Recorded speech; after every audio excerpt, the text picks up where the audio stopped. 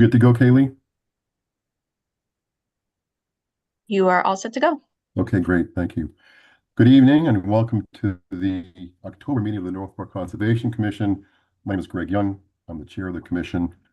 And pursuant to Chapter 2 of the Acts of 2025, an act extending certain COVID-19 measures adopted during the state of emergency and signed into law on March 28th, 2025, this meeting will be conducted by remote participation. All members of the Northborough Conservation Commission are allowed and encouraged to participate remotely. The order allows the Northborough Conservation Commission to meet entirely remotely so long as reasonable public access is afforded so the public can follow along with the deliberations of the meeting. The public is encouraged to follow along using the agenda posted unless the chair notes otherwise. Members of the public who wish to view the live stream of this meeting may do so by going to Northborough Media Connection on YouTube via the link listed on the agenda. Ensuring public access does not ensure public participation unless such participation is required by law. This meeting will feature public comment. Members, when I call your name, please respond in the affirmative. Dan Clark. Here. Justin Dufresne. Here. Todd Helwig. Here. John Johnson. Present. And we know that Kelly Marston. Here. Okay, very good. Staff, when I call your name, please respond in the affirmative. Vinnie Vignali. Here. Haley Olson. Here. Thank you. Some business ground rules. For presenters and or applicants listed on the agenda, I will invite each speaker or applicant on the agenda by name to make a presentation and speak to their application. Participants will provide their full name and hold until their name is called. Each speaker will be asked to mute their phone or computer when not speaking and to speak clearly and in a way that helps generate accurate meeting minutes.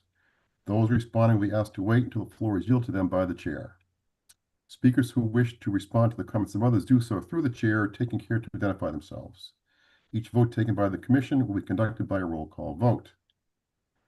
For items with, I'm not even sure this is applicable anymore, but I'll read it. For items of public comment, after members have spoken, the chair will afford public comment as follows. By phone, dial *9 to raise your hand and wait to be recognized. Please note that part of your phone number will be visible to those viewing the meeting.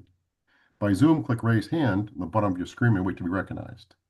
I will ask members of the public who wish to speak to identify their names and addresses only. Once I have a list of all public commentators, I'll call on each by name and afford 3 minutes for any comments. A reminder that this meeting is being recorded and will be available for viewing via the Northborough Remote Meetings tab on the town's website. Justin, you're on. The meeting will include the following hearings pursuant to Mass General Law, Chapter 131, Section 40, the Massachusetts Wetlands Protection Act, the Northborough Wetlands Protection Bylaw, and or the Northborough Stormwater Management and Land Disturbance Bylaw. A request for determination of applicability at 175 Carriage Hill Road, map 27, parcel 53, from Isaac and Taline Gayed. They propose to clear brush and fill the steep area of their yard for lawn use. The proposed activity is within the 100-foot buffer zone. And that's all. That's it. Yep. Great, thank you. So Vinny, just a housekeeping note here. We're going to have to see that the town clerk gives us a new script because some of those readings don't apply anymore. Okay, I will check on that. Yep. Okay, minutes from September 8th. I believe that we can all vote those. Any questions, comments, concerns on the September 8th meeting minutes? Move to approve. Is there a Second. second? Right. Is that John Johnson second? Yes, sir. Roll call. Dan Clark. Yes. Justin Dufresne. Yes. Todd Helwig. Yes. John Johnson. Yes. Kelly Marston. Yes. And I vote yes. All right.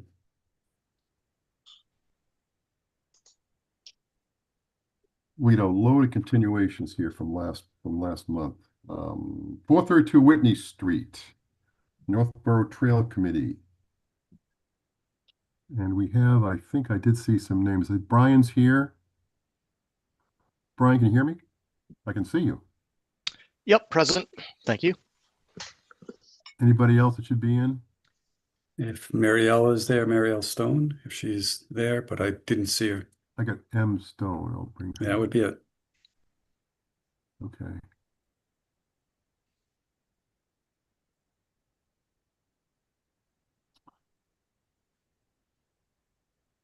Well, that was making the next 2 weeks it's even further than normally. Are you with us, Marianne? I thought I heard a voice. Yes, I'm here. Okay, very good, very good. All right, we had continuation for a little bit, for a couple times here. I know there's been some work going on. Who's going to talk about it? Marielle will be talking about it tonight. Okay, All right, good evening, everyone. So yeah, I mean, we just continued it from last week. I think when we actually had a discussion about the project, there was some questions, about, the access to the DCR property. Since that time, we have been having conversations with DCR and have submitted an application essentially to them. We completed a woodland trail proposal form and some details about extending the trail onto the adjacent parcel, and that's a general idea of what the trail will look like. It is currently flagged at in the field, and we aren't planning on crossing any wetland resource areas associated with that site, that parcel, and a little bit of the work in the buffer zone, but we anticipate being, greater than 25 feet away from any of the wetland resource areas. We do have a meeting scheduled for November 10th with DCR to go out and take a look at the flagged route. So we're just kind of, have that done, and we're seeking to just to basically amend the notice of intent that we filed to include this additional work in the buffer zone associated with the proposed trail at 432 Whitney Street. And we're happy Okay, to answer any questions that you guys might have. so you're going to submit an amended NOI? I submitted a letter to Vinny, which is basically what he indicated we needed. So, I mean, again, it's just additional buffer zone work. I mean, we could probably get by with just an RDA on that parcel if necessary, but we figured it's just basically the additional work in the buffer zone. And if you need more details about that, I'm happy to provide them. Okay, Vinny, do we need more paperwork, or are you good with what we have? No, I think we're okay. Their letter requesting the amendment had the information that they're going to stay outside the 25-foot no disturb. I still have to go out and verify the wetlands that are out there and look at the flagged line, the flagged track line. So I assume that everything is going to run smoothly. I just have not gotten out there to do that. But I don't know that we need any additional paperwork. Okay. Marianne, Vinny mentioned to me, and I was speaking to him earlier today, that you're going to pull back from your original incursion into the wetlands. Is this true?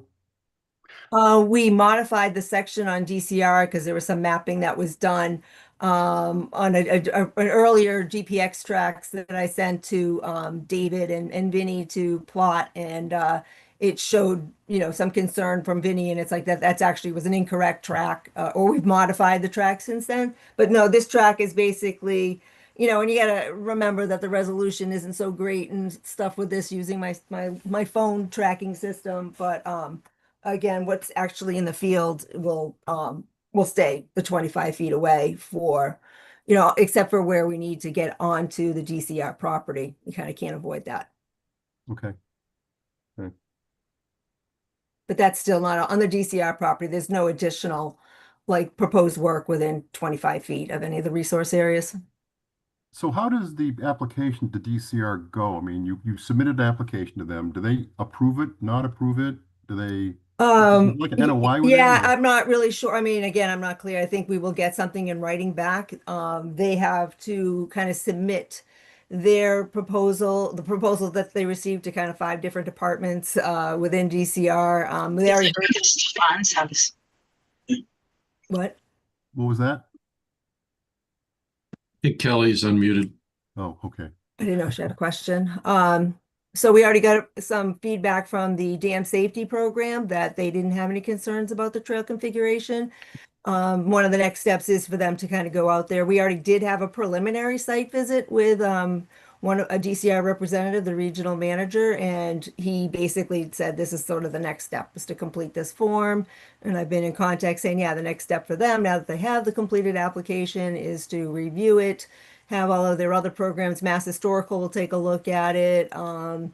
As well as the programs within DCR. And, assuming that they don't have any concerns, I assume we'll get something back in writing. They said it takes, probably a couple months before they can give a kind of green light one way or the other for it. So we're just waiting to hear from them on that. And also, since we met, we got a DEP file number for the project too. And Yeah, I don't think there 1269. are any substantial questions or concerns on that. I don't know if any of you had any questions on it or.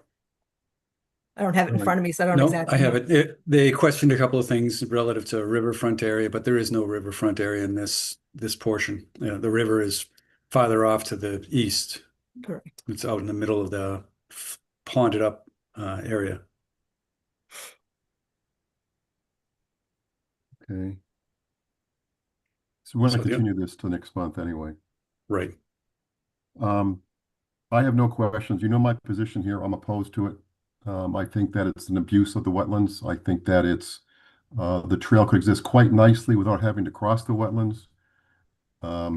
The work in DCR property I mean, it looks like an intestine here. It does not much of a trail. But I Well- think that's just a let me finish, please, Mary Ellen, and you can speak, okay? And I think it's just a reason to be able to get that first piece in, but that's just my opinion on that. It's the commission, 7 votes, not just 1. You care to respond to that? You have anything to add? Again, we've pretty much, followed some of the guidance that DCR recommends for trail building, that they have a lot of references. We are following kind of what they call a stacked loop design.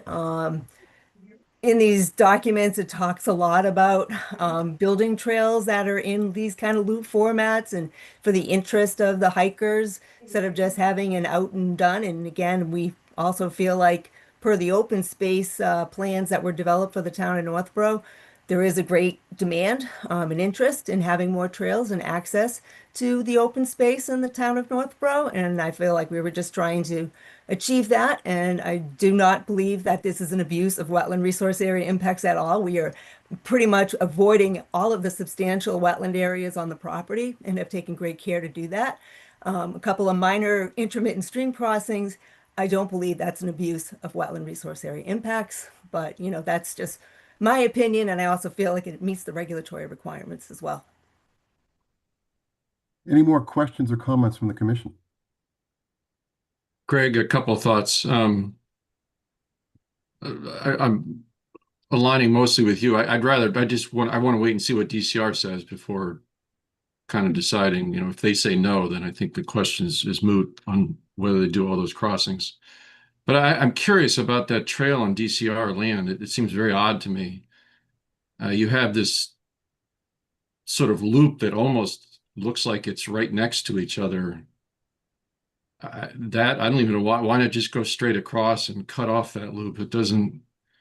Well, I I think don't you know, have to kind of walk the property and appreciate for why it's there. I think the way it's laid out is again just to sort of like take in some of the features of the property, and also because it's a kind of a switchback. It's meant so that it doesn't go straight up the steep part of the hill, and to add interest in following sort of like the guidelines on sort of small property trail design. I guess it would be helpful for us to know if the Conservation Commission isn't going to support it, because quite honestly, I do not want to waste DCR's time if this is not something that the town is going to support, or the Conservation Commission specifically is not going to support. Because if that's the case, I mean, I think DCR, I got the impression that this is something that was reasonable and did not seem to be too concerning for them, but I could be wrong in terms of, what they feel, but I really don't want to waste DCR's time. I don't want to have this meeting with them if it's something that the Conservation Commission is not going to support. Okay. And I guess I'd want to really understand the Conservation Commission's, is it again a decision per how you are stewards of the property, or is it a decision based on the Wetlands Protection Act? So is it going to be a denial of an order of conditions, or is it just going to be an overarching sort of decision to not support it through the Conservation Commission as sort of like land managers of the property. So there's kind of two different decisions here, as far as I can tell. There's the Wetlands Protection Act decision, and then there's the Conservation Commission's decision as the dedicated owner, land stewards of the property. Okay. Any more comments from the commission? Yeah, I'd just say, personally for me, I mean, I'd be supportive of something like this if DCR is, and we can get access and some trails formed on that property. I think originally, one of the first things I saw before we were talking to DCR was kind of the 3 wetland crossings. And then we are just kind of ending it on that property and kind of looping back on itself and heading up. But I think for me personally, if we can get the access to DCR, we can continue the trail and kind of have some more room right there, then I'm supportive of it. If we're just going to do the 3 wetland crossings and kind of stay on our property, then I'm on the other side of the fence. Okay, thanks, Justin.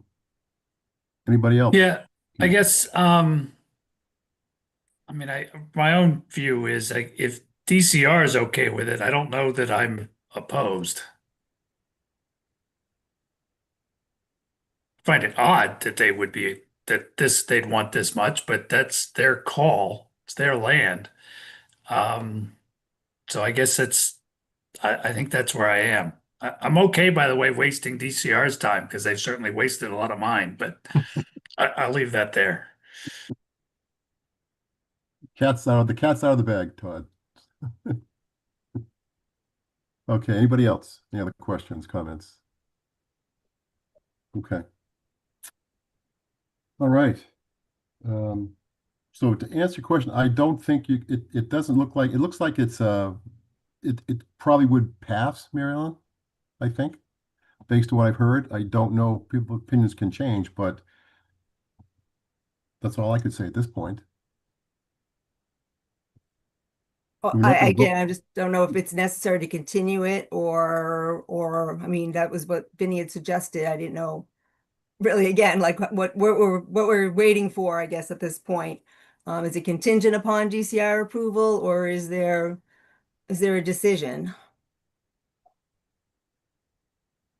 I'd make a motion for a continuance on DCR approval. I don't know if the commission agrees with that.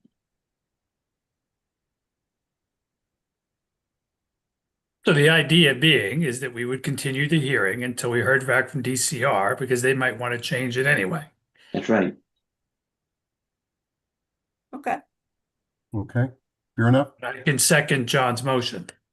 Roll call vote. Dan Clark, Yes. Justin Dufresne, Yes. Todd Helwig, Yes. John Johnson, Yes. Kelly Marston, Yes. and I vote yes. So we are continued to November, and there's a site walk, I think, on the 10th, set Correct. up ahead of time. Right. I presume that any of the commissioners would be allowed to go on that if they want to go. Absolutely. It's 10 o'clock on November 10th, and that's when the hearing will be continued to November 10th at 6. So just one more question. The route on DCR, is that flagged or any way indicated in the field? Or Yeah, just- it's currently flagged with some pink and black ribbon. And again, we recognize that it's subject to change depending on, again, what DCR would recommend or suggest based on, what they're looking for to meet their criteria. Okay. Okay. Good. Brian, before you guys go, I don't want to keep you here all night. We have an informal discussion item later on around the Edmund Hill Adaptive Trail. Yes, I had flagged out some reroutes many months ago, Yeah. and then the project was mostly idle due to various My fault. reasons. Circumstances beyond your control. Yes. Okay. Right. My fault. And so then I went out and I met with Brian out there in September, looked at the flagged areas and the areas he's mapped, and they look appropriate for me. The adaptive bicycle trail layout just kind of increases the windiness of the trail to allow for additional length and increased curve radiuses for a bicycle feature. So I think we should approve it and then let the Trails Committee get started to get it in place. Okay. Any comments from the commission? Questions? I don't remember. Are we abandoning the existing trail, or we're keeping it in place and adding this trail? The recommend, anyone? Sorry, go ahead, Vinny.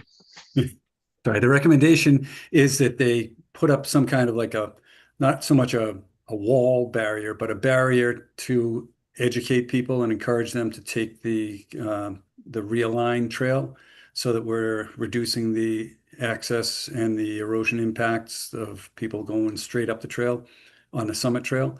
And it will allow a little time for the Trails Committee to put in place some erosion controls and some diversions there. But we're not ever going to be able to stop people from just going straight up the hill. Yeah. But we would like to discourage it.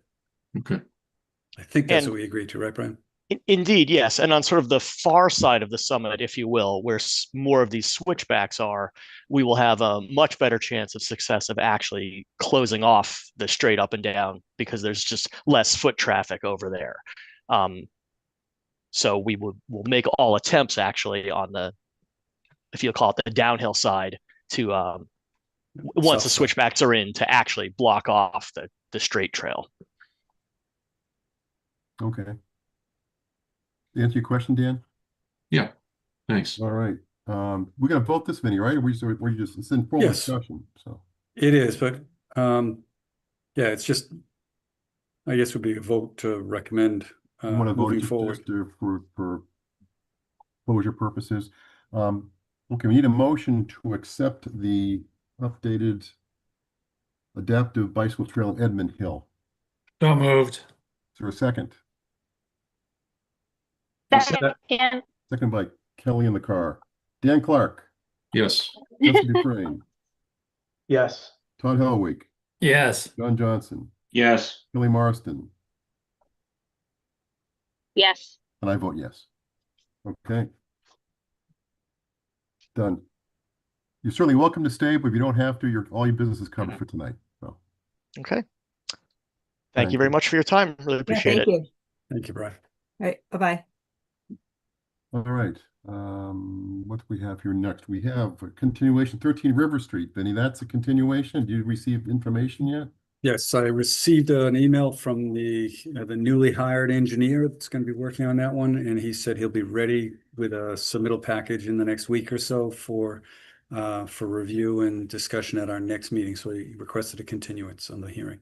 Oh, I thought that they were going to use the same engineer that did the last one. Or is that the They contract? didn't use an engineer on the last one.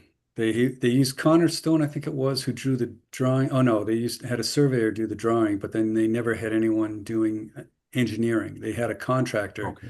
that was just doing short walls, the little 3, Yep. 4 foot walls, and this one is 8 to 10 foot. But the same contractor, I think they plan to use. They plan to use the same contractor, but he had questions about how it was going to be built and how things are going to get, this tall wall was going to get tied into the abutting walls that are there. All right, need a motion to continue 13 River Street. So moved. Second. Seconded by Kelly. Dan Clark, Yes. Justin Dufresne, Yes. Todd Helwig, Yes. John Johnson, Yes. Kelly Marston, Yes. and I vote yes. CSX Transportation. I received an email from the consultant. He has completed the wetland mapping and we've scheduled a site inspection for, I think we said next Monday. Do you remember which one? I didn't write down the date, Greg. So I don't remember, I didn't. I don't have a date. it's either next Monday or next Wednesday, and we're trying to finalize that. But they've requested a continuance, and we will do an inspection of the wetland delineations along the rail line.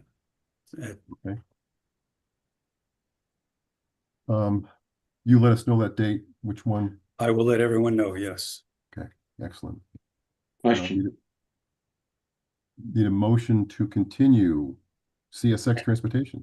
I have one question before we make a motion. Go ahead, So, go ahead. Vinny, when you said inspection of the wetland along that, is that a walking of the entire rail through Northborough? No, it's gonna be a high rail. We'll get on one of the trucks that goes on the rail and we'll go to the different locations. Okay, so we won't be putting any chemistry down. It's just gonna be an audit, if you will, correct? It'll be Well, we'll drive it and be able to see what's going on. If something looks close, we can hop off and inspect it more closely. okay. Okay, I will make the motion to continue. thank you. Second. Roll call, Dan Clark, Yes. Justin Dufresne. I'm abstaining from this one. That's right, you do. Okay. Thank you. Todd Helwig, Yes. John Johnson, Yes, Kelly Marston, Yes. and I vote yes. 238 Hudson Street. No DEP number has been received on this one yet. No, we have Mark Arnold and Adam, yes, and Adam Zwick. There we go. Hello. Hey, Mark. Just have kids at home, so sorry. All right, there we go. All right, can you hear me? Can hear you, can see you. Did you want Adam to come in too? He can if he wants to. He's just here to listen in. Okay. He did some field work, but I'm able to handle the presentation as a whole. So that's the play tonight. So let me just share my screen if you don't mind, Mr. Chair. I'm just going to show that plan that we just submitted. So This is the latest and greatest? this is the latest and greatest, Mister. So so just to regroup where we landed at the last meeting, this is a proposal to raise an existing garage and build an accessory dwelling unit along the Aspet River at 238 Hudson Street. We discussed last meeting a few things, which included looking at some alternatives to pull the building further from the river. And so I'm glad to say that the applicant was very amendable to that. It actually makes things a lot better in a lot of different ways. The key thing is we're now 17 feet away from the river for the patio, 25 feet at a minimum from the building itself. So we're going from 1 foot off the river to 17 for the patio, 25 feet for the structure itself. So your structure's been moved back 25 times the existing structure itself, actually. We did actually spin the ADU around. They wanted the ADU facing the front, actually. So that's a different configuration. Not a big change as a whole, a little more structure because the patio ends up being a little larger because the building was overlapping the patio before. But a pretty small change as a whole. But because we flipped it, because we shifted it further from the river, we end up going into the existing gravel driveway. That's on the driveway there. And you can see that's this right here. That's basically what's there existing now. Used to be bigger 5 years ago, but the grass has grown in along the edges of the gravel driveway and it's kind of shrunk in terms of that there.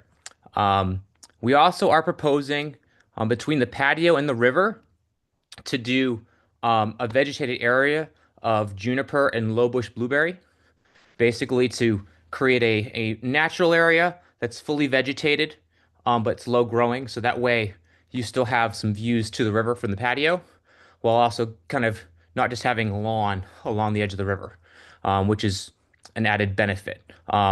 Because we've shifted everything, we have a net decrease in degraded surfaces, which is 72 square feet. And just to be clear, the regulations for degraded surfaces includes buildings, structures, gravel areas, etc. So in this situation here, we're accounting for the entire roof of the building itself, regardless of if vegetation decides to grow along the edges or fringes of that roof line, because it's an impervious surface from the air.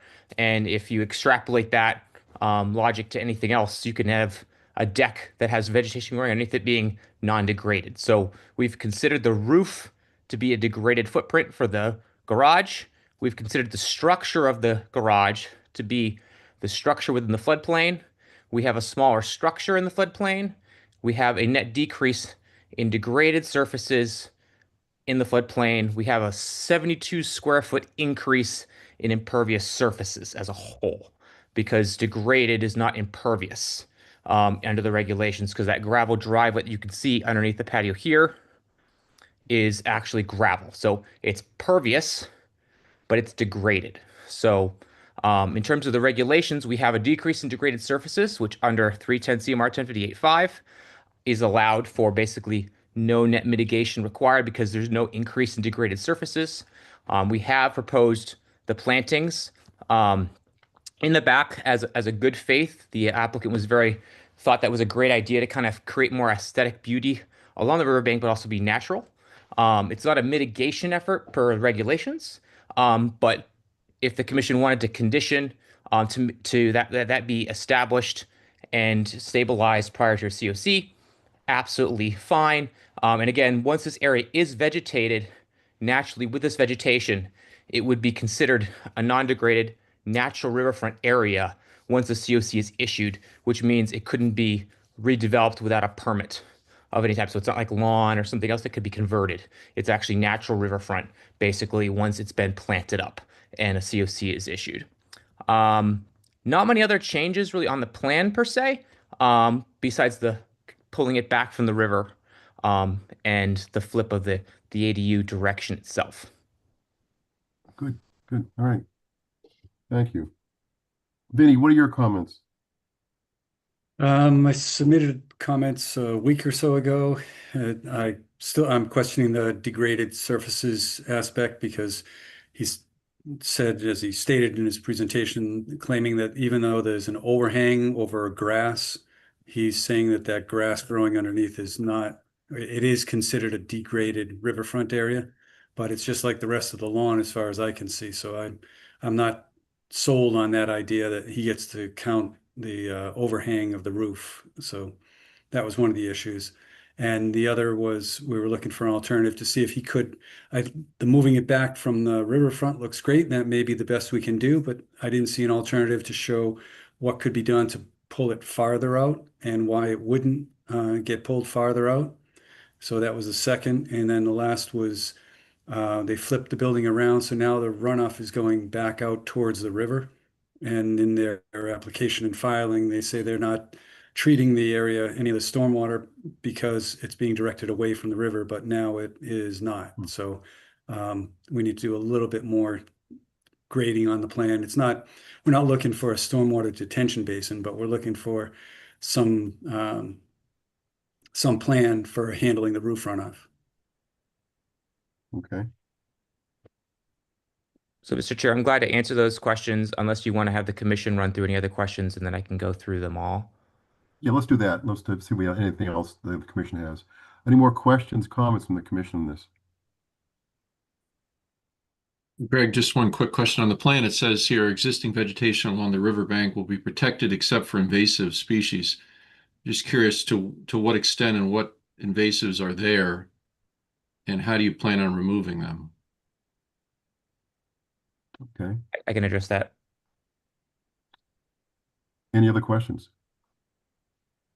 My only one, Greg, and I think I brought this up the last time, was just the finished floor elevation of this, and just kind of wondering if you guys gave any thought into trying to set that finished floor above the floodplain elevation, just to make sure we didn't have any water trying to get into this unit at some point if there ever is a 100-year flood here. Yeah. Okay. Anybody else have a question? Okay. Mark, I got 4 questions there, right? I got 5 actually. So Okay. let's see. So what is degraded surfaces under the regulations? So again, the regulations stipulate that it's a structure and a building. It doesn't mention the word roof, but it mentions structure and it mentions a building. The other caveat is the question of how do you extrapolate a definition of degraded into other scenarios? So for example, when I've built a building on a sand dune, with vegetation underneath it, does that mean that the whole dune therefore does not have degraded areas on the dune because there's a building 13 feet off the ground that allows vegetation to grow underneath it? From the regulations, they're looking at impervious surfaces and then areas that are degraded from their natural riverfront area condition, which is an area that can grow naturally and restore back to another system itself, which could be trees and shrubs and everything else. So a roof overhang from the surface from the aerial alone would be just considered degraded rather than arguing over what's degraded underneath the roof. The other thing that it's good to think about in the regulations is shading of a BVW is considered an impact to BVW because you're building over it. Even if you don't touch the wetlands, you degrade it, you impact them by going over that. And that's just because of the nature of light direction. You can get vegetation growing underneath bridges, but DEP says if it's shaded by the bridge itself from the vertical, it's an impact. So that's how we've kind of tried to define that tightly. So including like decks. Like for example, you can have a deck that can be pervious.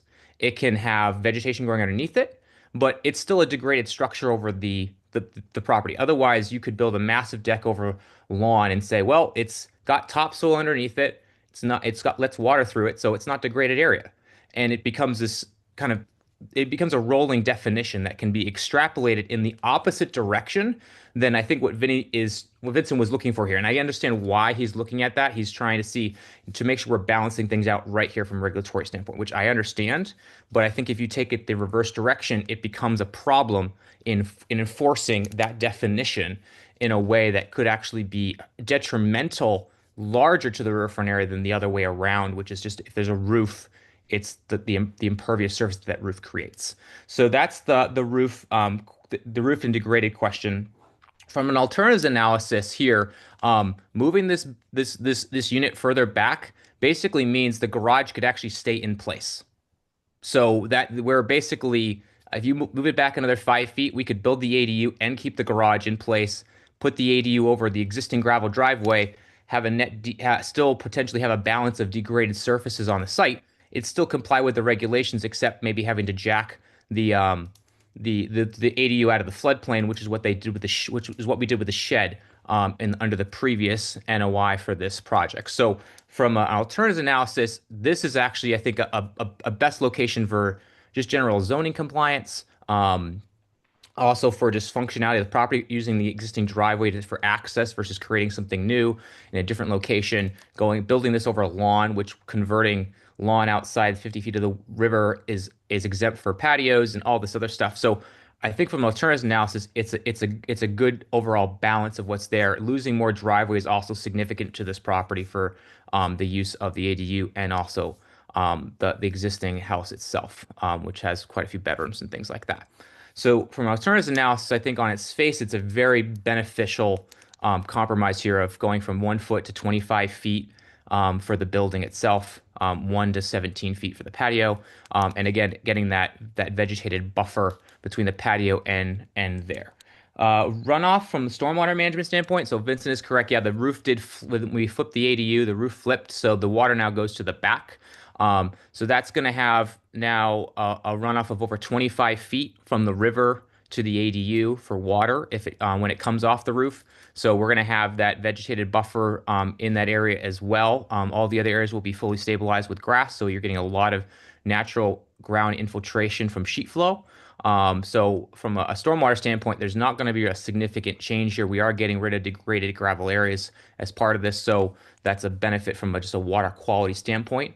And so I think we have high groundwater here with the river. So from building a basin doesn't seem to be functional in this situation here, unless the commission wanted us to condition that when we build the low bush blueberry and juniper area, that the area be dug down deeper maybe to create a little rain garden, which we could do in that area as something that could be very easily conditioned as, a depressional area, and that can be addressed at the pre-construction meeting, which Vincent's very good at running. And then invasive species. So basically the invasive species that we noticed there were primarily bittersweet in that area. So that'd basically be cutting those vines off the vegetation there, pulling them off anything that's growing up there.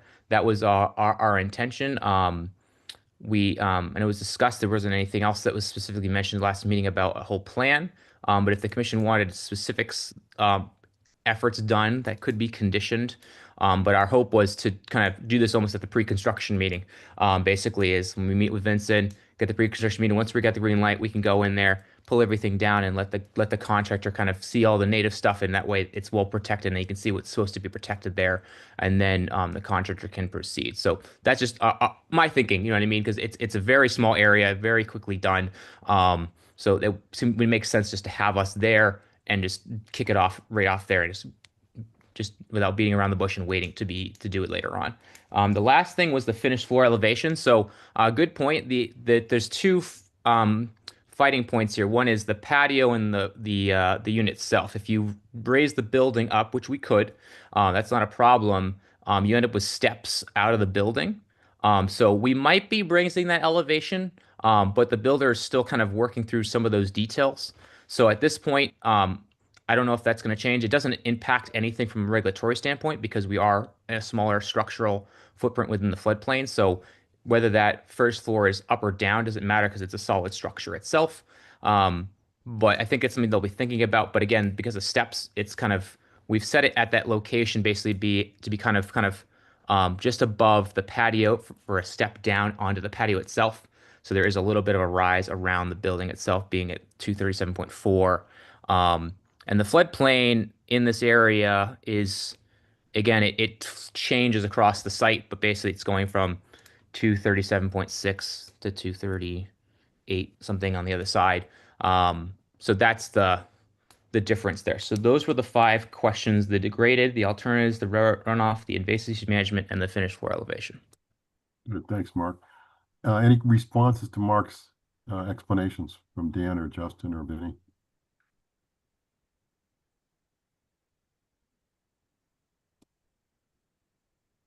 Yeah, I think I expect to hear from DEP and we'll get some comments back from them and see if how they support, how they interpret the same regulations.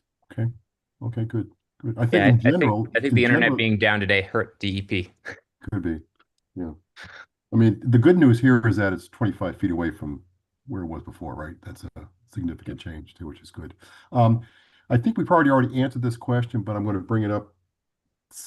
There's sewer on Hudson Street. Correct. So they're going to loop into that. We're not going to have anything else going on. Okay. Yep. Yeah. Sewer line here in the front in green, and the blue W is the Okay. water line. Any more questions? Okay. We're going to continue this to November.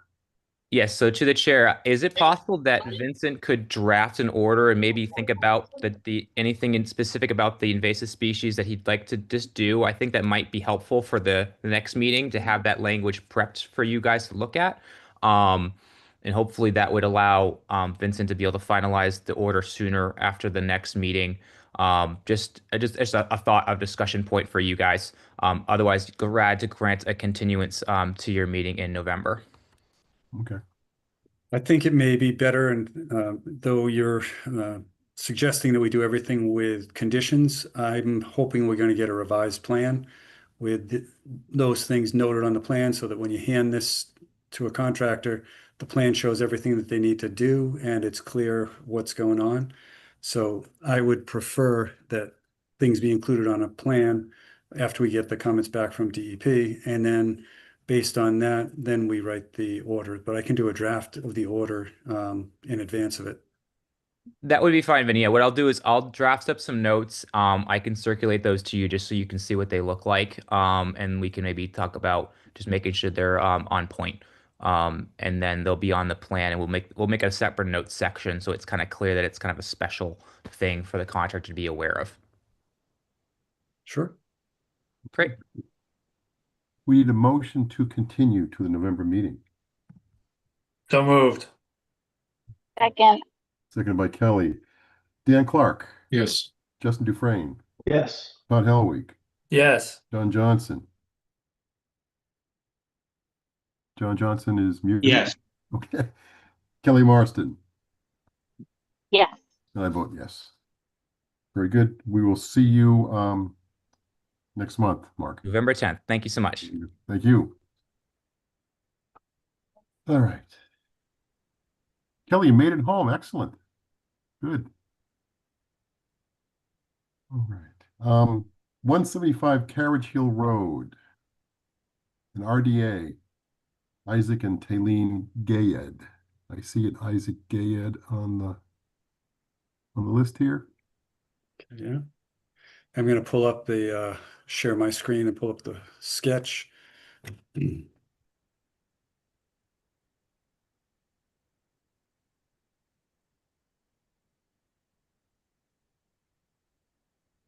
Isaac, you Yes. gonna come in and join us?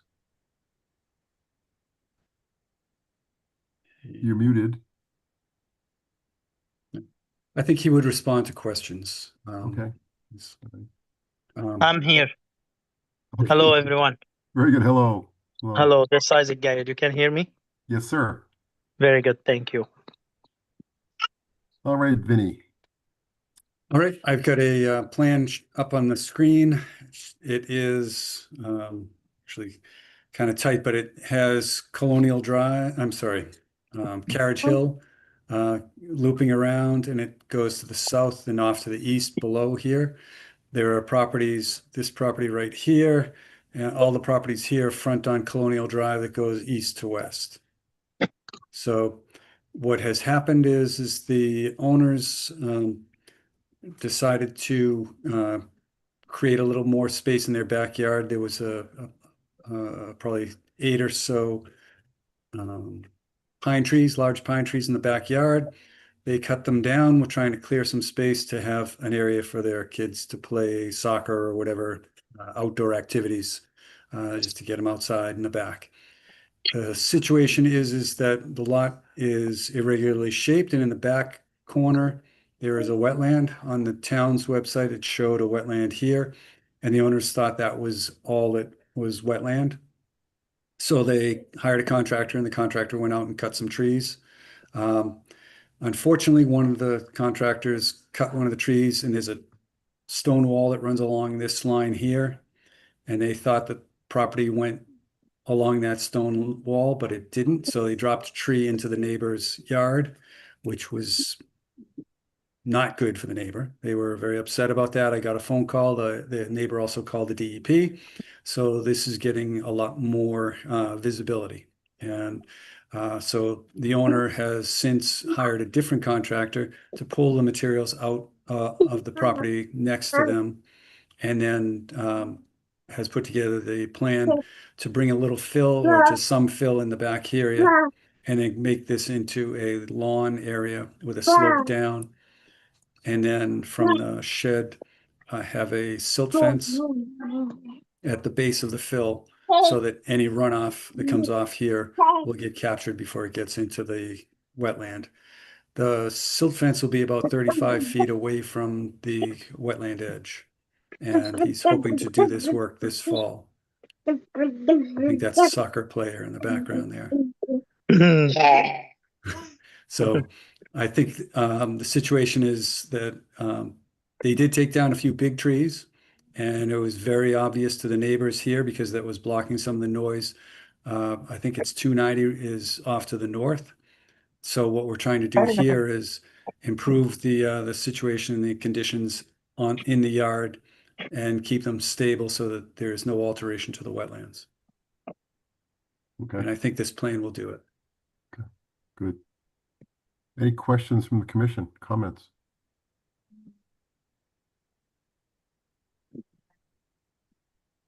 I have a couple of photos if you want to see them, but Let's take a quick look at the photos, Vinny, if you don't mind. yep, I have to.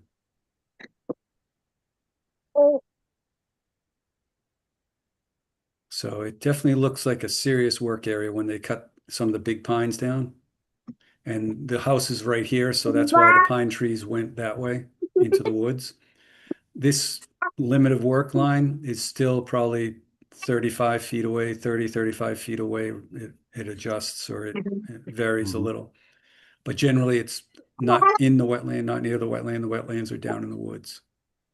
And you can see here the shed, and then we're going to put the silt fence along the far side here. It is very rocky. There's a lot of boulder outcroppings, and so he's had someone out there and they moved some of that around. He's got a pile of the hardwoods piled up near the shed, and that's being split for firewood.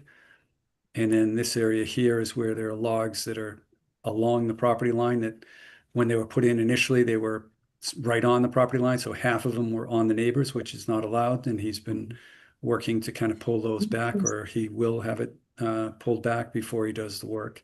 And the silt fence will go along this line here. And then he's going to bring some fill in, and then some loam, and then have some grass. Okay.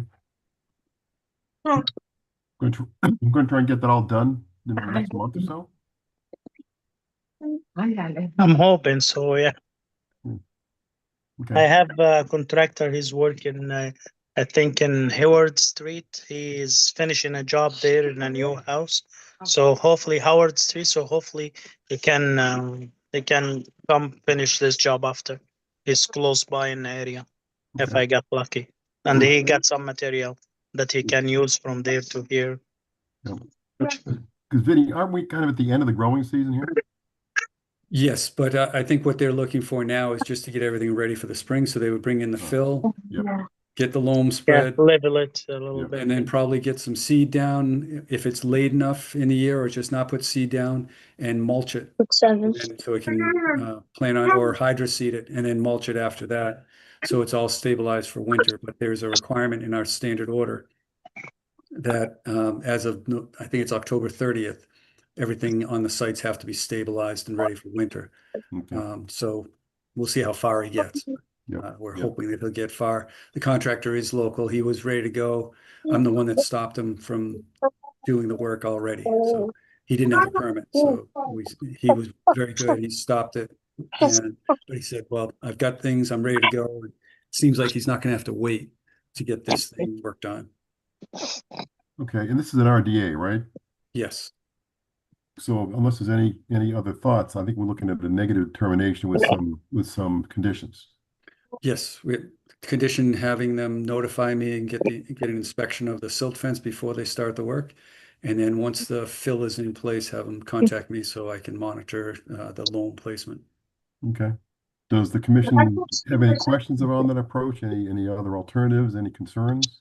I had one. I visited the property last week. And Isaac, quick question.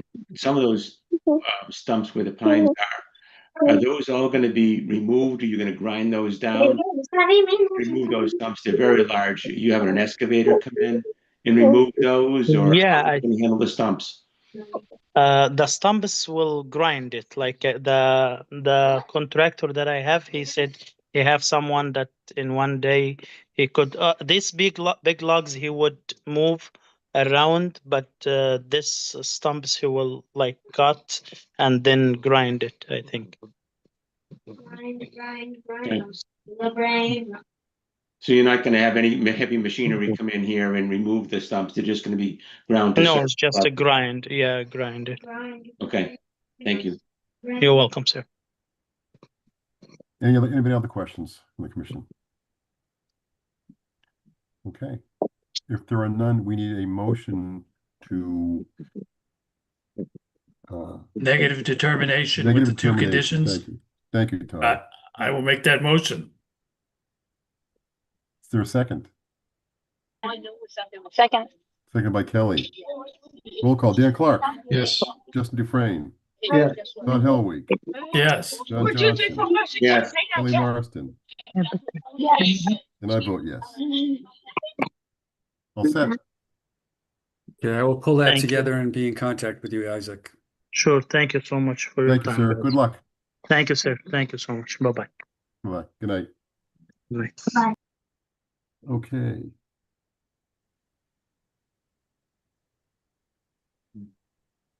CR for 5 Barefoot Road. This is the group home that's at the corner of Barefoot and Solomon Pond Road, I believe, or it's the street. This is on Barefoot and Solomon Pond Road. Solomon Pond Yes. Road, right in the corner. This is a CR and probably the front, oh boy, almost 2/3 of the property, Vinny, right? So at least half, maybe more. Yes. I actually thought I had this loaded up. Okay. Let me share my screen. Yes, this was the, it was the not a nursing home, nursery, daycare. That we Yes. then, Yes. originally is my screen visible to you? It is now. Yes. Okay, so originally we had a nursery school over in this area here, right next to the wetlands. Mm-hmm. Barefoot runs along here. It's the intersection with Solomon Pond down north-south here. That got amended and changed to be just a group home located in this area here with some parking and access around the the proposed group home.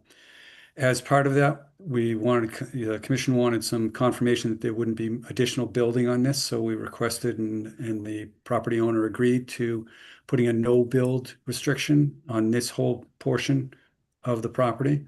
And this is the plan that will be recorded with the CR if you choose to accept it and endorse it. But it delineates this whole area from the red line to the east as all being undevelopable.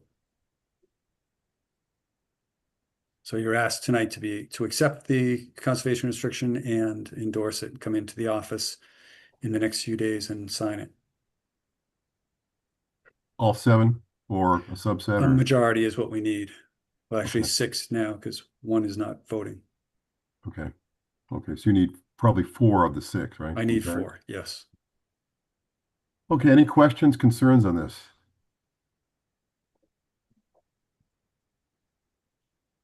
All right. No. Then we need a motion to accept the conservation restriction for 5 Barefoot Road. So moved. Is there a second? Second. Roll call. Dan Clark, Yes. Justin Dufresne, Yes. Todd Helwig, Yes. John Johnson, Yes. Kelly Marston, Yes. and I say yes. This is good news because I remember, if you recall, we had some discussions here. There were the neighbors from those condos on the pond were kind of upset about this taking place. With this restriction in place, when Vinny and I were doing site visits, a couple of people are out there walking their dogs in that area. There's trails coming through, so it seems like a good compromise. Yeah. All right.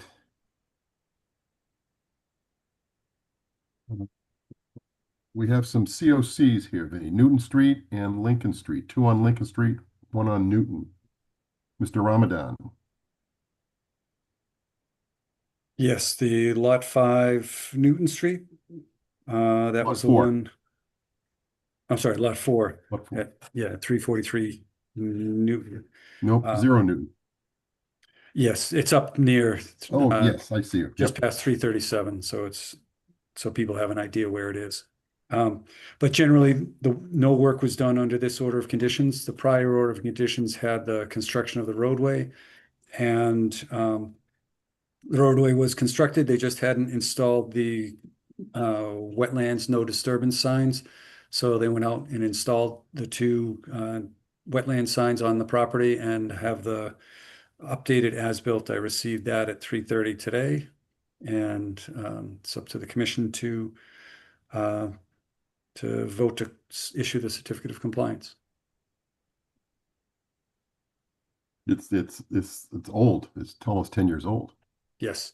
Yeah, it's old and they're not allowed to do any work under it, and they didn't do anything other than put the signs up on this one. So Okay. it's an easy one. Okay. So moved. Is there a second? Second. Roll call. Dan Clark, Yes. Justin Dufresne, Yes. Todd Helwig, Yes. John Johnson, Yes. Kelly Marston. Yes. Kelly Marston is frozen in time. Yes. I vote yes. I'm so proud. Yes. Carried. All right. 95-105 Lincoln Street, the 2 homes right next to Middle School. Yes, this is right near Melican. These are a single order of conditions was for both lots. Originally, it was going to be 2 duplexes, and it all got changed a few times and settled in as 2 single-family residences there. And all the work has been completed that they intend to do. At 105, the only difference was they did not put in the pool that was imagined, and now it's actually, I was out there today, it was really thick lawn, nice grass. Their signs are in place, the work has been completed, And I think they're ready for a certificate of compliance. What did they put in place of the pool? Grass. They have a big porch and then a big patio in the back, but there was a spot where they had a pool on the design plans, but it never got constructed and they don't want it. So they just put grass in probably early summer because it looks really healthy. It looks good. Okay. I mean, is there a concern there with fertilizer in the wetlands? We have a standard condition that they have to follow the directions on the fertilizer, the federal regs. Okay. And that's a Okay. permanent condition. Request for COCs for 95 and 105 Lincoln Street. So moved. Is there a second? Second. Second by Kelly. Roll call, Dan Clark, Yes. Justin Dufresne, Yes. Todd Helwig, Yes. John Johnson, Yes. Kelly Marston, Yes. and I vote yes. Okay. No violations this month, which is good. We've had a pretty good string here. Informal discussions. You want to just take it from the top, Vinny? Yeah, that's probably good because we have someone here. Quentin is here for the 10 to 30 Barefoot Road. road, kind of almost across the street from our last site, the Yes. Barefoot yes, Road. Yes. Do you have an image, Quentin, you want to bring up or? Yeah, if you don't mind, Vincent, I'll just share my screen. All right.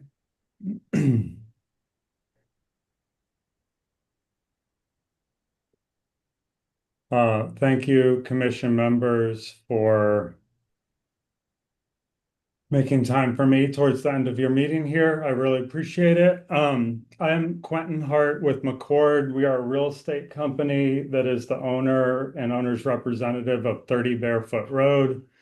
Although this is my first time before you all, and I'm the sole member of my team on the call, it is worth mentioning that there's a group of talented consultants and team members that have worked on this project for me for nearly 2 years now.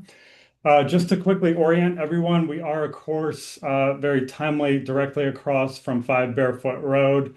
This is the area bounded by 10 to 30 Barefoot Road, which of course is at the corner of Interstate 290 and Solomon Pond Road.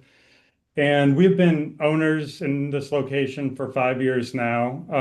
And basically in response to some of the demand for high-tech R&D and manufacturing companies, and also listening to some of the goals out of Northborough as far as diversifying tax base and economic development with infill development in areas already zoned. We have been exploring the possibility of a new building that is similar to and beside 30 Barefoot Road. So as you can see in this layout, which hopefully is all clear on your screen, although I acknowledge that the text is small, there's here the line work for a proposed new building, which is approximately a 60,000 square foot, single story R&D building. If you all have seen 30 Barefoot, and I want to make sure within the last 5 years, not before that, it's kind of a headquarter quality building that combines a mix of office, R&D, light manufacturing, and warehousing. And so this would be a similar building typology. The reason we're here before you tonight is the area that is depicted here in pink, which totals just under a quarter of an acre total. And that pink area has been determined by our wetland consultant to be isolated vegetated wetland, which I'll call IVW. It is completely isolated by areas of upland woods and roads. This is not within a riverfront area. It is not estimated or priority habitat for rare species. It's not floodplain. It is not isolated land subject to flooding according to the Act or the bylaws limit. And after 2 spring seasons of observations by the consultant, it is also negative for any sign of vernal pool species. They observed it in the spring of 24 and this past spring of 25 and found no evidence.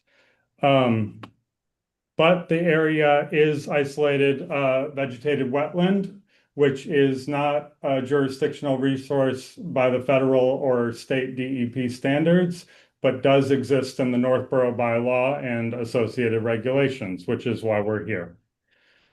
And so now if this were any other type of wetland, I don't think we'd be here tonight with this plan. But being that it is a wetland that is not that is completely isolated and has perhaps a more limited ecological function than the bordering or riverfront areas that are going to have amphibian habitat or material flood storage, we believe that there may be a path for this project to proceed without a significant or cumulative effect on the town's wetland values.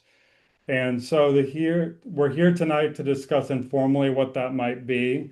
The proposal that is represented here is to develop the site, which does include infill of that quarter-acre IVW, but to incorporate some of the ecological features of that current resource area in two ways. The first way is depicted in the green area, are mitigation planting areas, which would be consist of all the native berry-producing shrubs and red maple saplings that we presently find in this subject resource and replicated on site, kind of dispersed throughout the site. Excuse me, Quinn. Sorry, go ahead. If you could zoom in a little, it's tough Yeah, to see sure. the different colors. Okay, let me get off of this annotation feature for a moment. Let me try that. And so is that better?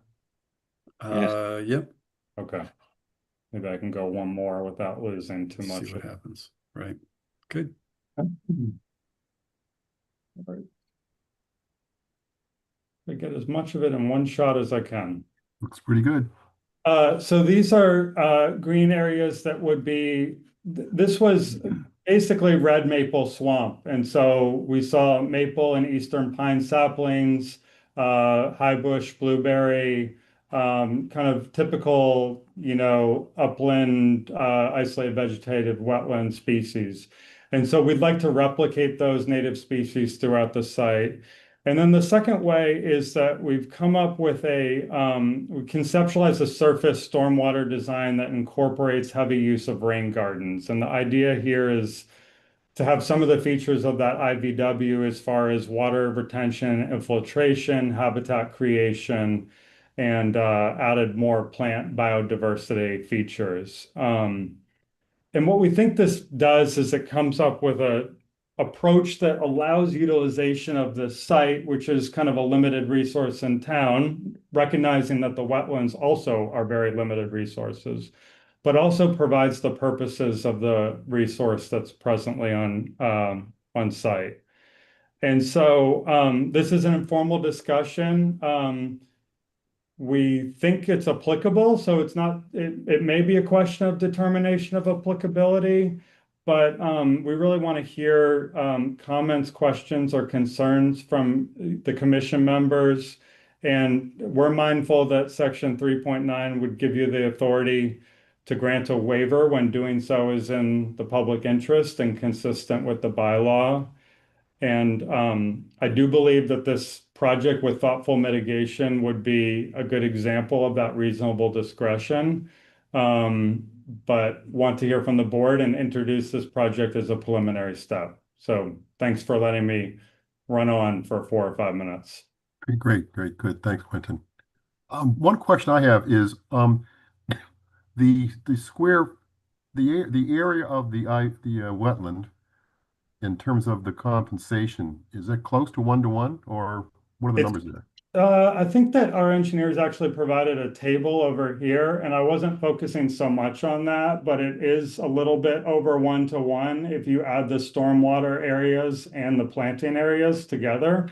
So I don't know if I've got my annotation tool on, but you can see that in the summary table that they provided here.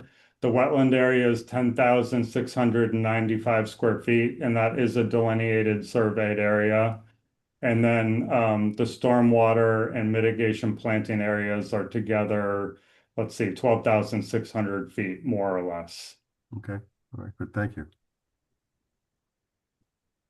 Any questions from the commission? First thoughts, comments, concerns? Anyone have any pictures of this wetland? Here it is. Sorry, I do not know. I'm not the best Zoom user, so I apologize for that circle that's still up there. But so this is one photo. I could pull up others. This was taken on October 1st of this year. This is inside the delineated area.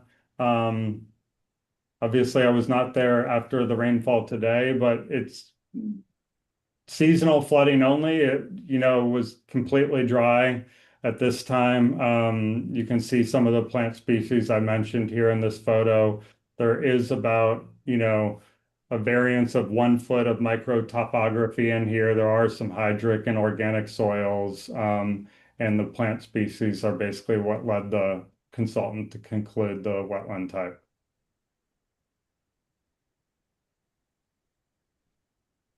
This photo is on the south end of the wetland facing north towards the I-290 interchange.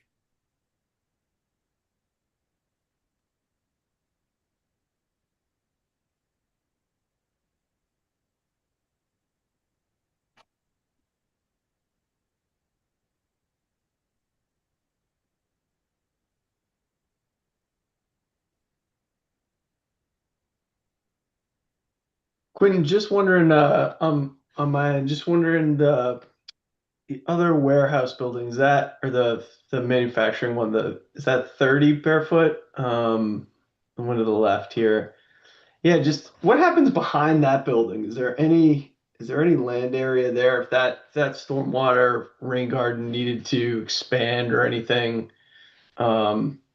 You guys kind of control both properties. Is there wetlands over there, or is there the ability if you needed to expand that?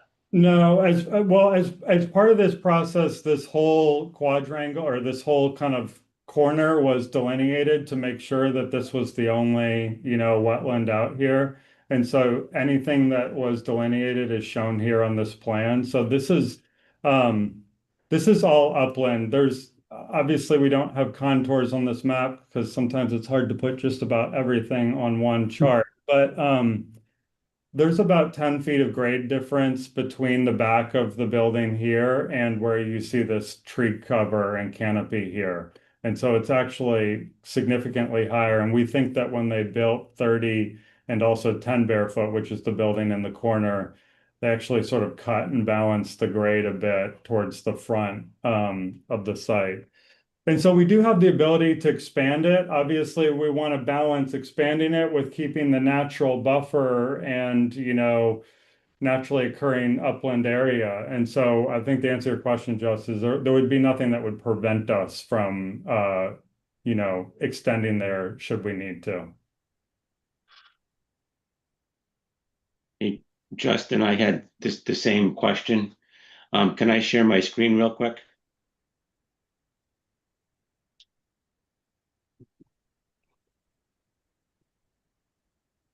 So I just wanted to, let the commission know I pulled this up, and it kind of gives a real rough draft of what the contour looks like. I don't know if that helps you, but that's what it looks like. I don't see anything. I'm not seeing it, John. I'm sorry. Here we go. There we go.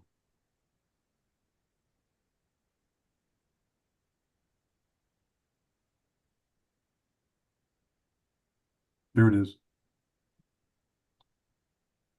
Okay. It's over in here. Mm-hmm.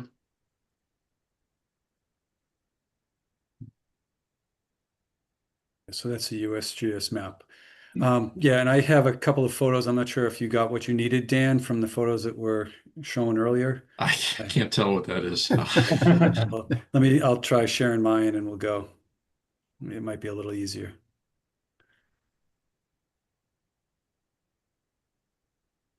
No pride in authorship of photos, Dan. It's tough when you just take a photo of vegetation. Oh, there you go. That's better.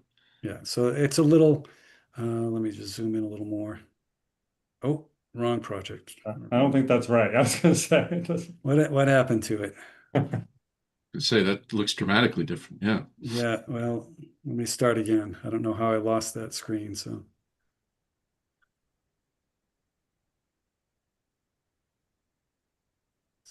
This one.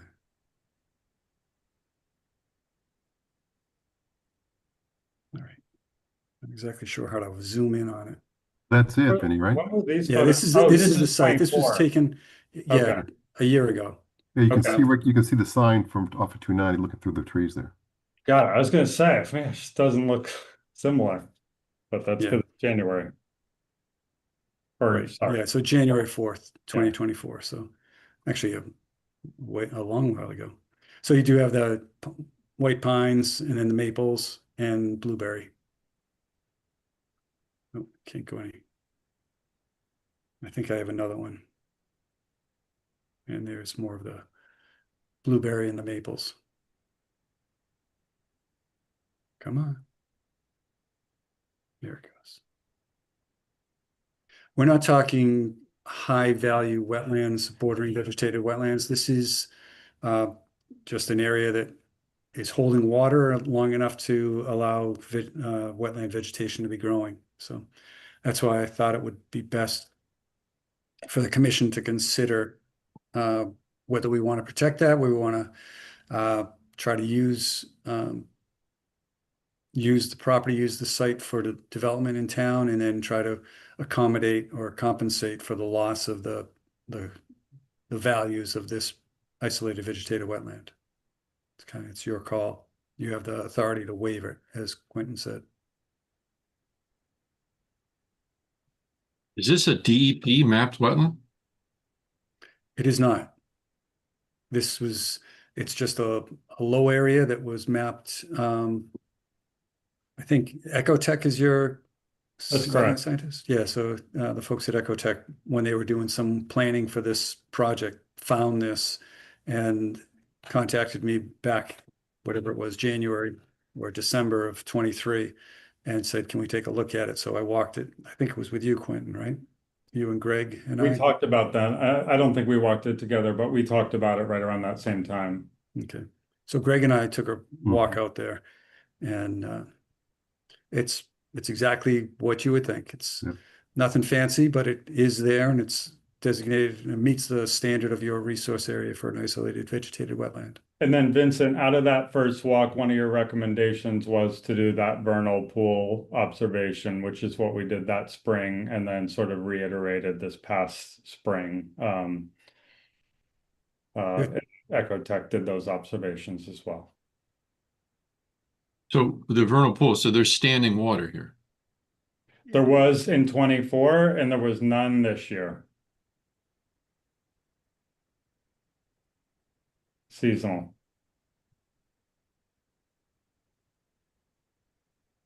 Yeah, and it was determined that it's not a vernal pool. Right, it's negative for vernal pool in 2 consecutive seasons.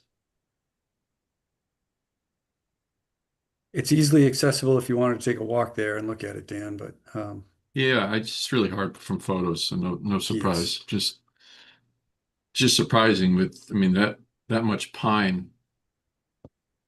I'm surprised. Pine doesn't normally like to get wet, so. Yeah. Well, it wasn't wet at all this year, but that's no surprise. There were a lot of places that weren't wet this year. Yeah. Well, the pines kind of surround it. That's the thing, is they're not growing in it. It's this 1/4 acre right in here, so I see. it's that area. Well, Vincent, you will see some pine in it, and the wetland scientists noticed. Yeah, that's what these, reports. right? Yeah, right. Yeah, but not the big. You're not having the big stand. Right. There's not many. Yeah.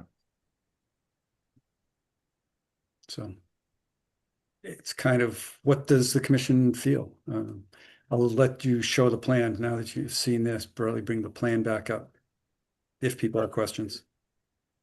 Well, Vinny, I'll start. My feeling right now is that you described it pretty well earlier. It's a low value wetland. There is some upside in terms of using that for a increased tax base. Get some tax money rolling into the town, and there's also been some compensation here set up that would cover some of the loss of this wetland. So I am not opposed to moving ahead. I'm feeling the exact same way as Greg. I was going to echo the same things on this one. I mean, as long as the stormwater is designed adequately, and we've got some nice, rain gardens, infiltration basins, things like that around that we'll have to do anyways for the stormwater design. I mean, to me, it's a great use of a property that's, right along the highway, and it makes a lot of sense for this.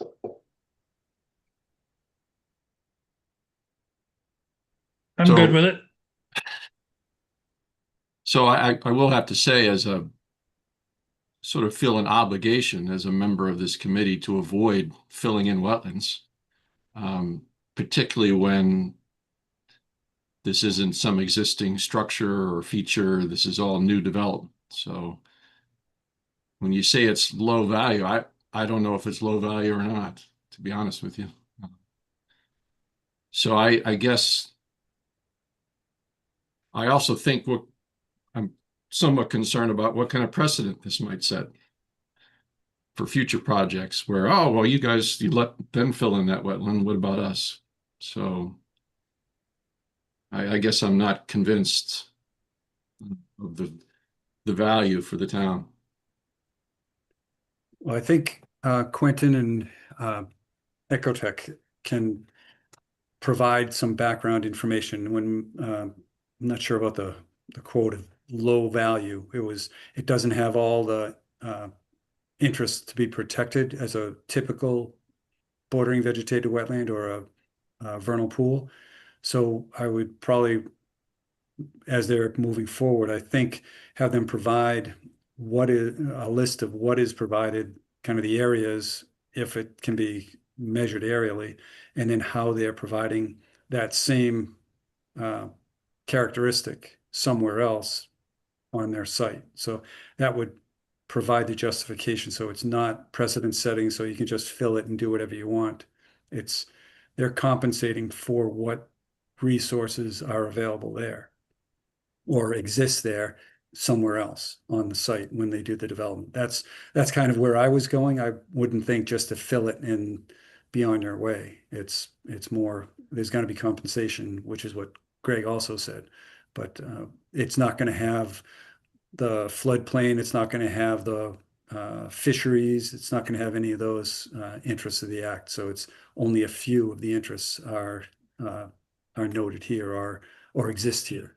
So that's what they should be replicating. I think if I might address that question too, I think, Vincent, you're exactly right. I think that we would view it as our obligation, Dan, to kind of quantify and further describe that with a consultant's memo or report if we did proceed with either a waiver or whatever the appropriate course of action is. And because I'm not the wetland scientist, I'm just the project owner here talking to today.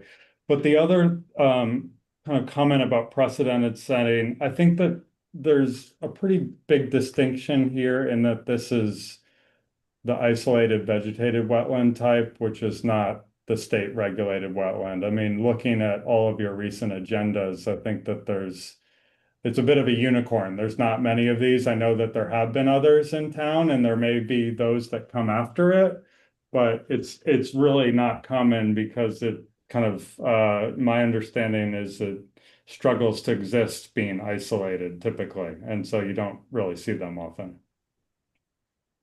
It almost makes my argument maybe they're more important because they're so rare.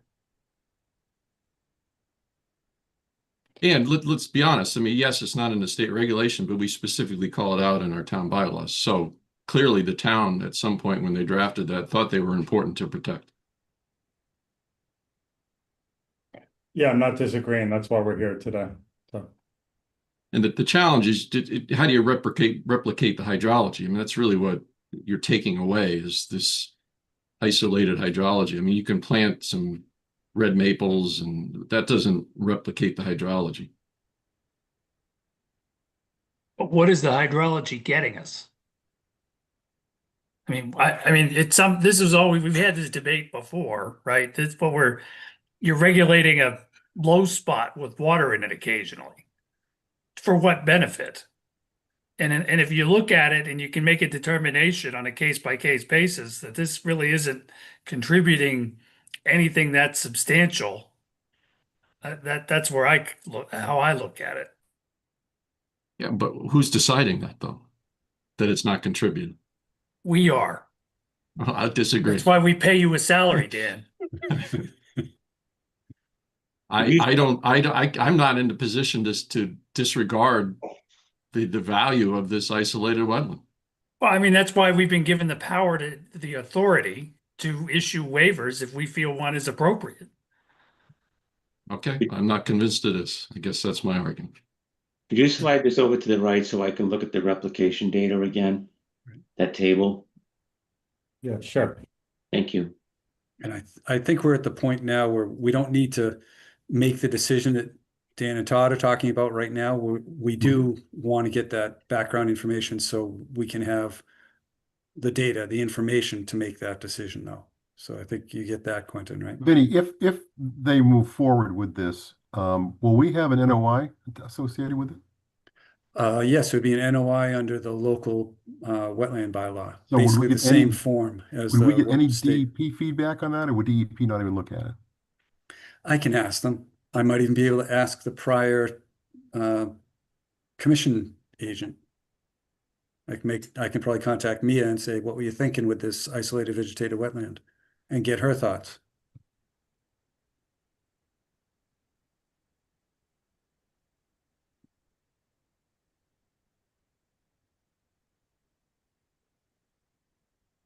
John, do you see what you're looking for? Yes, thank you. I'm good. You good? I did some math. Thank you. Okay. All right, Quentin, I think we're good. You've heard some input from the various commissioners here, so. Yep. I And I think appreciate all of it. just to add on, I think, and don't quote me on it, but check the local bylaw. I think it's a 1.5 to 1 replication requirement as opposed to a 1 to 1.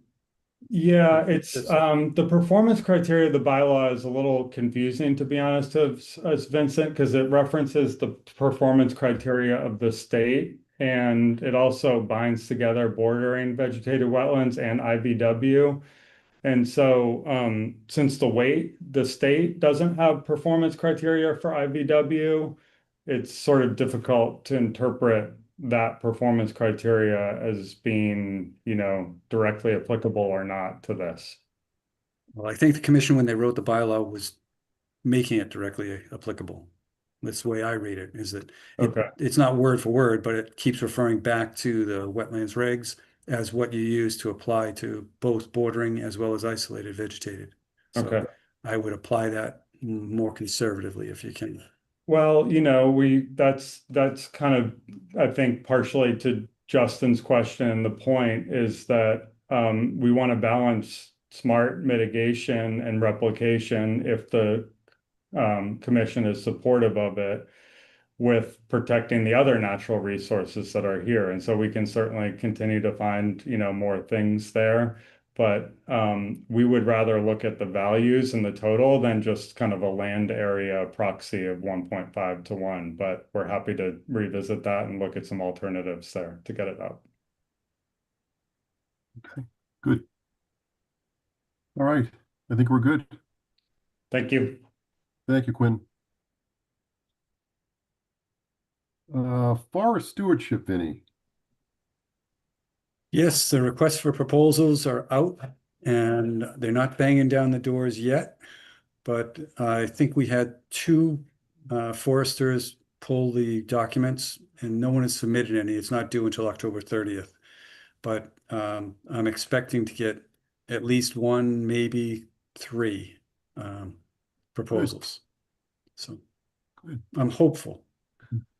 Hey, Dan Clark, did you go to that forest seminar? Any jewels you pick up there? Or? It was interesting. So it was in the town of Middleborough, and we went to the Middleborough Forest, and that's sort of an odd structure. They have a town forest committee that manages this particular forest. And they've done some active forest management on it. And my understanding is they just did it. I don't know if there was a lot of outreach or a lot of town education involved with it. That's one approach. I'm not recommending that, but that's one approach you could take is go ahead and do it. And then we spent the afternoon at a cranberry bog, so it wasn't really related to forestry at all, but it was interesting. So That it was, yeah. yes, but I thought it was interesting to see different towns' approaches. And same thing, Middleborough hired a private consulting forester. You know, they went in there, they wrote a forest management plan, they did a forest cutting plan. So very similar approach that we're proposing. And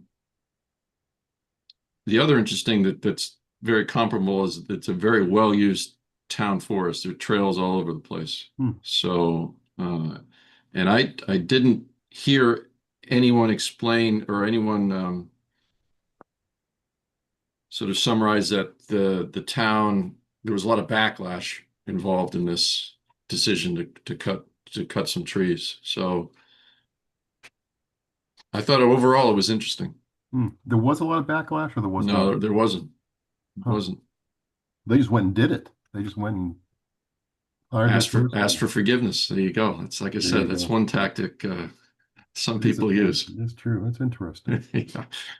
Did you get any names of foresters from that area that seemed like they were familiar with the climate adaptation and carbon sequestration stuff? Well, one caveat, they took us to a forest, the forest management was actually done 15 years ago, and they haven't done any since. So it's a little stale. And they weren't involved in any of that latest discussion on carbon sequestration or anything. That was all predated that. So it sounded like they were planning other timber harvest, forest management cuts, but they had no definitive actual plans in place. So Okay. Interesting. Okay, good. Good. Thank you. All right, Vinny, so we're in process there. Yes. If we went ahead and decided just to do it, we'd have people chain themselves to equipment, and it would be the not a news, smart way. unbelievable. No, not a good Yeah. approach. No. Not a- No, It's a good. turn. Good. I'm glad you're Risk not reward, wanting me to do that. No. No. All right. 128 Davis Street, violation resolved. Yeah, that was the property owner who cut Yeah. down and pushed logs onto the DCR property down off Davis, and everything is resolved. DCR seems to be happy. The grass is growing. Everything is stabilized. So I just wanted to let you know it's all closed out. Hey, has DCR talked about their intent to put a trail in there? Well, their intent is not so much to put a trail in there. Their intent is when they do the work, when they're going to come back to the commission for repair work on the dam and the dike.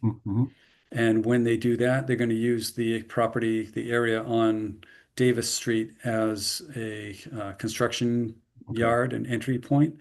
And then they're going to have access going through this area out to the dam for the work. When all that work is done, that construction road, I've been asking them to leave it kind of graded that way, and our Trails committee will maintain a trail across the dam and then up to the back of what's it, not Walmart, Wegmans. So trying to build that trail out there. A couple of enforcement orders in play, 15 Settlers Road and 45 Belmont Street. Yes, we're 15 Settlers Road. We're making some progress. Their consultant, wetlands consultant, has pulled together some stabilization things. They hydroseeded on Saturday. I went out there and checked it before I came here, and they may need to rehydroseed. The rain that we got kind of washed a good amount of it away, probably about 50% cover now. So I don't know if you guys have experience with hydroseeding, but it didn't look dense enough. If we should consider that good enough, or should we have them spray it down again? 50%, it doesn't sound good. Well, yeah. Better than zero, but yes. Yeah, true. But the thing with the way the rain hit, you've got those little waves. You got some spots where it has stuck, but then there are bare spots between them. So it's probably maybe 50 or 60%. But I was going to send it to someone I know who does hydro seeding and see if that's an acceptable Yeah. cover. Yeah, okay. Just some photographs that I took. At least they're But- engaged, they're engaged trying to resolve the issue here. Yes, yes, Okay. they're trying to do something. They stabilized with stone one of the gullied areas, but they didn't do both. And the one that they didn't do washed out today. So not a big amount down into the wetlands, but they also have started to map the wetlands. It looks like the end of their fill is in the wetland. And so they're going to need to do some plans for restoration. Okay. So we're still working on that. So that's 15, I'm sorry. 45 Belmont Street, Route 9. That's the restaurant. Yeah, that's the dumping and the nothing. I haven't heard anything from the owners and they haven't contacted the town at all. Yeah. Barefoot Road, 186. So 186 Barefoot Road, we have a restoration plan that I've approved and the wetland scientist is working with the owner to implement it. We're hoping to have that all done and have a fence up by the end of December so that everything is buttoned up and closed out. Good, good. And it's the same engineer or it's the same scientist that's working on Settlers, right? Yes, the same wetland scientist, yep. 220 Hudson Street, a violation letter. All right, that one, yes. Where is that? That one. Was that the one with the chickens? That's the one with the chickens, yes. I'm going to try to share my screen, show you a couple of pictures. They're making progress, but they're not done yet. I think it's this way. Nope, this was 105. 105 Lincoln. The isolated wetland is there. 25-foot protection is a sign, but that's already approved. Oh, I'm going the wrong way. This is 35. That's the pictures. Here we are. This is the old picture where they had the dam in Well, the this is river. this is my favorite one. This is the burn Yeah. hanging over the river. The Yes, burn that's tank hanging wonderful. over the river. And this is the same burn. That's the support from the burn tank. So Mhm. that's there. And now the tank is gone. Mm. So they've Floating made down progress. towards Marlboro, no doubt. It could be floating away, yes. But I didn't see it on the site. And now this is the area looking to the south. There used to be a kind of a shed roof over this. And so they have pulled out anything with gasoline, any of the pollutant storage stuff, but they still have some more work to do to pull more stuff out.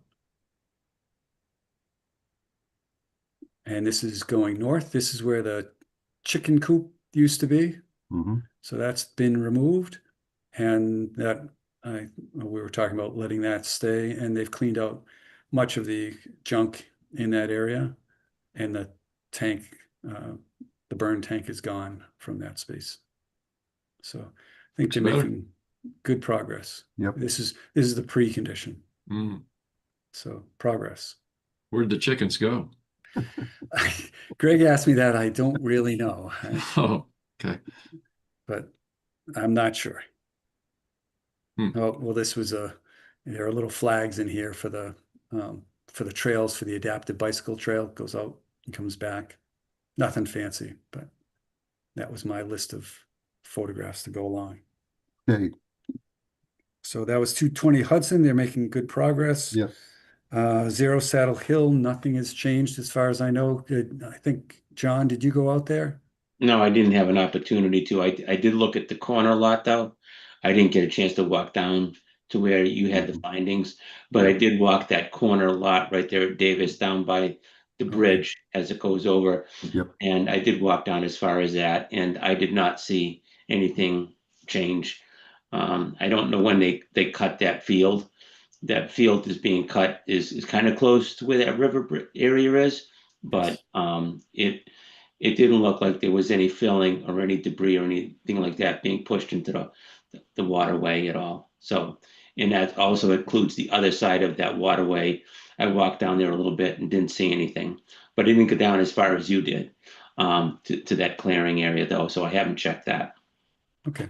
No, I think I haven't heard anything. I do have to contact the owner and find out if he's made any headway with hiring a wetland scientist. And then last on the list was is it That 35 is the Solomon restaurant, Pond? at the restaurant on Solomon Pond Road. Used to be Deva? Casa Diva, Casa Diva, and that's now changed into an Indian restaurant. Yeah. And they planned on putting a patio in, but never got a permit for it. So they have spoken to a wetland scientist. I know they got a proposal from one because he called and asked me questions about it. But when I followed up with him, he hasn't heard anything back from that property owner. So if they haven't hired someone by now, I will talk to them. I've got their email and their phone number and encourage them to move along because the filing deadline for our next meeting is this Thursday. So we'd like to get some progress for our next meeting. We've all seen this, right? You know what we're talking about? Do we put pictures back up or are we all set? Oh, Patio out back or something? Yeah, Yes. well, they had a patio which was fine, but then they took away a lot of wetland plants. Yeah.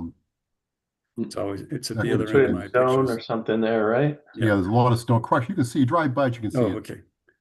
Yeah, they put in this Right there. stone patio area and they killed all the vegetation in the wetland and the bank Mm. and trimmed some of the branches on the trees here. And that's the patio that they created. This used to be somewhat like rough vegetated, just kind of bushes and shrubs, and they cleaned it up. Yeah. Did we ever figure out what they burnt it down with? I think it was Herbicide. Roundup.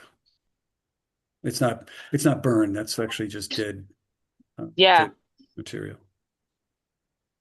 It's both ways. This is their existing patio that they're still allowed to use. As of now, if they don't file soon, I will push with the building inspector to limit the access to the outside anyway. Not that it's going to really bother them too much in the wintertime, but it sends the right message. Okay. No, that was it. All right. That is the end of the agenda. Anything else we missed, Vinny? I hope not.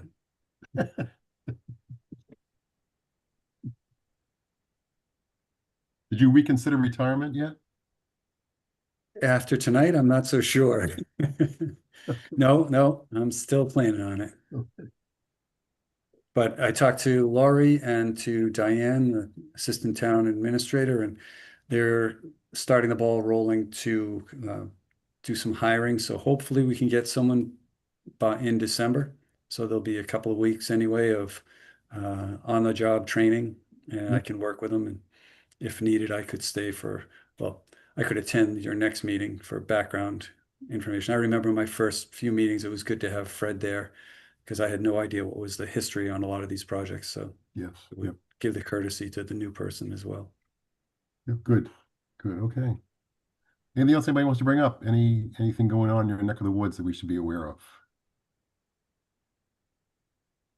Just real quick for the group, maybe this has already been advertised to the town. I guess I get an email at work. Sounds like the Department of Energy Resources is updating some regulations on kind of fast tracking siting small energy projects. I don't know how much this will impact our group, but apparently it can supersede some town. The state can supersede some town regulations if the project meets some certain criteria or something for small energy projects. So I don't really know what it means for us, but in my professional life, this has come up a couple of times. Battery storage sites is a hot topic in a couple of the watershed towns that I deal with. And again, I don't know. I suppose if there's no wetlands, maybe we won't get involved at all, but just a heads up.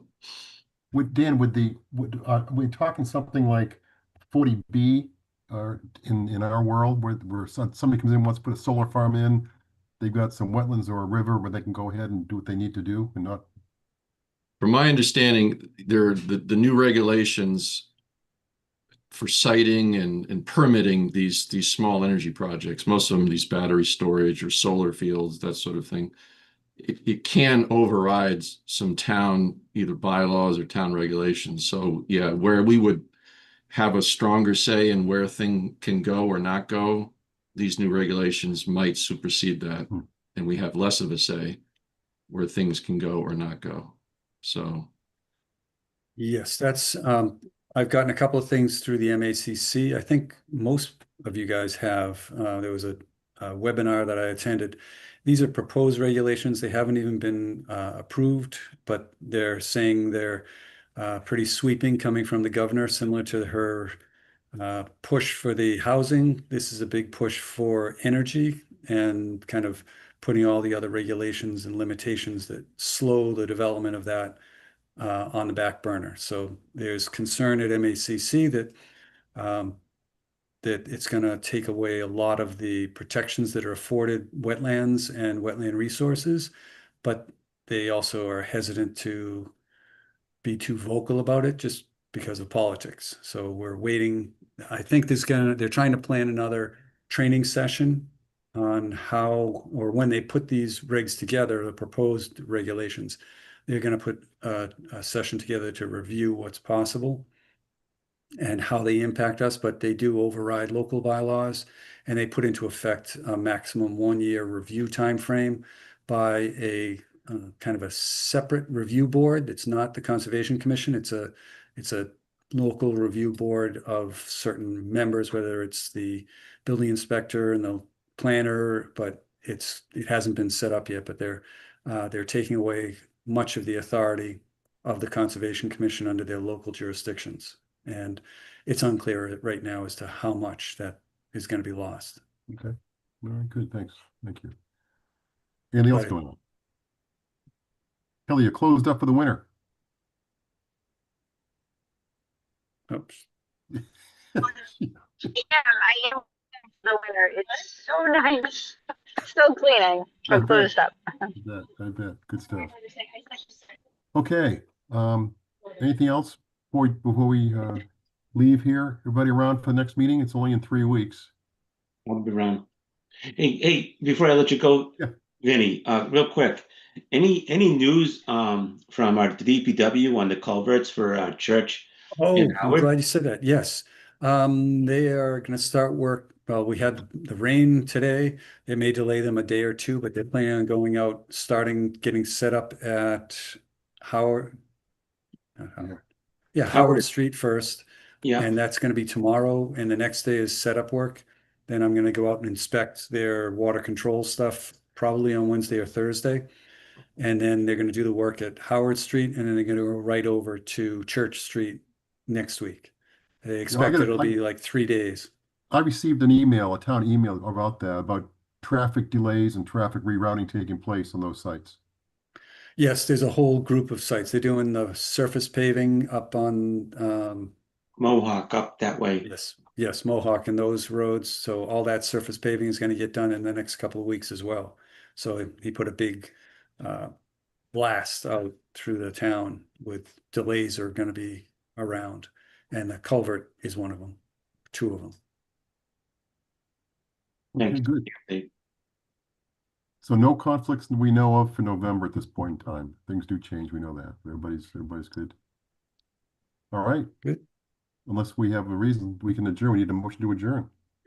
So moved. Is there a second? Second. Second. Kelly, you set a record tonight for seconding a motion. Come on, I think you did. You're up there. That's good stuff. I didn't Dan even Clark. try. Yeah. Yes. Justin Dufresne. Yes. Todd Helwig. Yes. John Johnson. Yes. Kelly Marston. Yes. And I vote yes. Kaylee Olson, thank you for your help. Before we go, I did want to say that, Vinny, Brenda DeSille, our minutes Sealy. person, is retiring. So Yes. she does great minutes. We're going to miss her. I'm going to miss her. Yes. She's retiring the end of this month. Anybody but somebody's coming back, right? No, nothing for sure. We haven't gotten any confirmations of who's doing what yet. All We're right. shuffling in the planning department. Well, she does a great job. So please extend thanks to us, from us. I will. Thank you. Okay, folks, have a good few weeks. We will see you in early November. Right. Good night. Great. Yeah, Good night. Everyone.